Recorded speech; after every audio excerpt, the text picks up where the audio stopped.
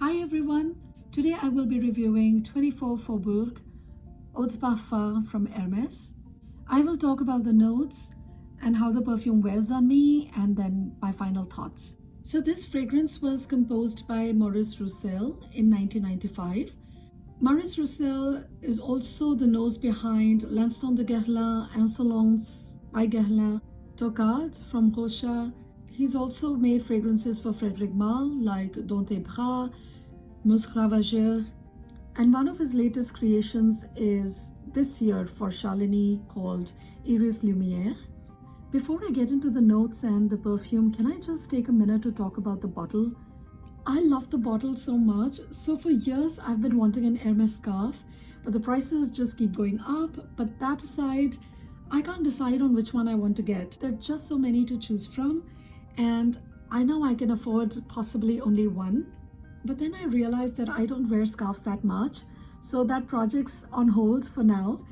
But I still admire the craftsmanship, the history and the beauty of those scarves, and this bottle just brings me closer to the experience of owning an Hermes scarf. The bottle design is supposed to look like the movement of an Hermes scarf, and I just think it's absolutely gorgeous. And they also have different editions, some limited edition bottles where they will pick up the scarf design and the pattern will be on the bottle. I'm not sure if this is any particular scarf design or not. If you know anything about it, please let me know in the comments below. But it's just a beautiful bottle. All right, now on to the perfume.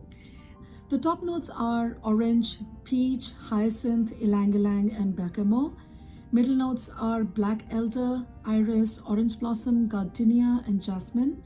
And base notes are sandalwood, amber, patchouli, and vanilla. The opening of this perfume is very chypre-like.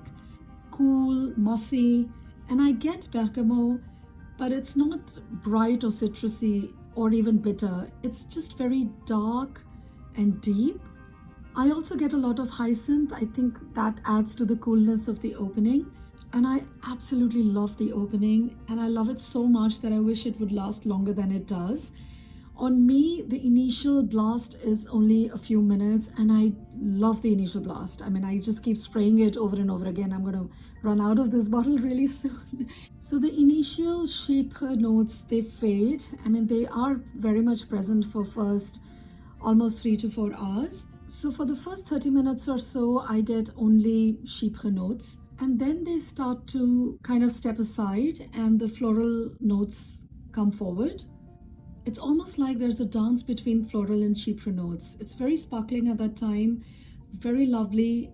And this goes on for about 2 to 3 hours, and I love it. Slowly, the chypre notes continue to fade into the background, and the floral notes take over. And it becomes a very well-blended, smooth, creamy, soft fragrance. It's very well blended, so I can't really detect any single flower standing out more than the others, except for iris. It's almost like they're presented in a bouquet, a very pretty white flower bouquet with a few extra iris flowers thrown in. And the first day when I wore this, I thought it was quite indolic, and I didn't like it. I usually like indolic fragrances, but I didn't like it in this one. It smelled salty and sweaty, and I thought I would have to return it. Or I thought this might be more appropriate for winter because I had tried this fragrance in wintertime and it smelled divine. But then I tried it again and it was okay. So something weird going on with my body chemistry, I guess. But I'm glad it didn't happen again, so I must have adapted. I don't know. But I just thought I'd mention it and let you know. And then in the end, sandalwood and amber take over. I was surprised to see honey notes in this because I generally don't like honey. But again, it's so well blended that I can barely detect it. And actually, I don't mind it at all in this. So this fragrance starts out like a chypre, then becomes a floral chypre, and then a very woody, like ambery, sandalwoody floral. Almost like you're wearing 3 different fragrances throughout the day.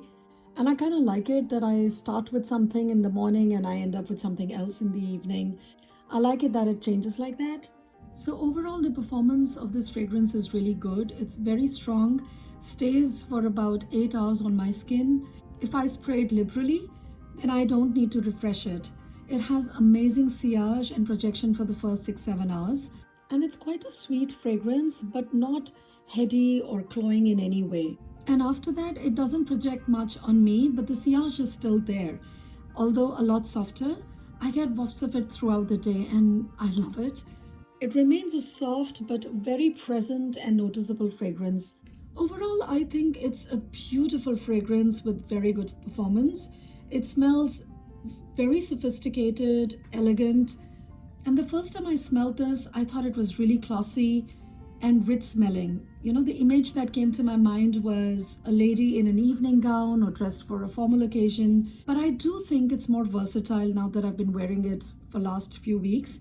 And I think it can very well be worn with a plain t-shirt and jeans. And it's a fragrance that easily goes from formal to effortlessly chic. At first, I thought this was a winter fragrance, but the more I wear it, the more I think it's an all-year fragrance, and it's just absolutely beautiful. I am so glad I have added this to my collection. It smells very classy. The bottle is beautiful. The fragrance, I think, is timeless. And overall, I am very happy with it.